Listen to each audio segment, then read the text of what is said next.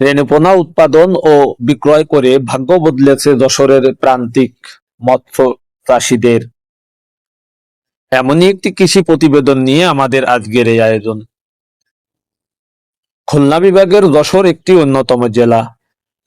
এই জেলা শহরের দক্ষিণ কোল ঘেঁষে নিরিবিলি পরিবেশে গড়ে উঠেছে বিভিন্ন আকারের মৎস্য হ্যাচারী। নাম ভিন্ন হলেও তাদের কাজ এক এবং অভিন্ন। ছোট, মাঝারি ও বড় বিভিন্ন ধরনের প্রান্তিক চাষিরা তাদের নিজের ও অন্যের থেকে জমি লিজ নিয়ে ছোট ছোট অসংখ্য পুকুর খনন করে শুরু করেন এই রেণুপোনার চাষ। বিভিন্ন প্রজাতির ও বাহারি রঙের এবং বিলুপ্ত প্রায় দেশি বিদেশি মাছের রেণু পোনা বিক্রির জন্য প্রতিদিন সকাল বেলায় তারা ছোট বড় হাঁড়িতে বিভিন্ন প্রজাতির মাছের স্যাম্পল নিয়ে রোডের পাশে বসে থাকেন।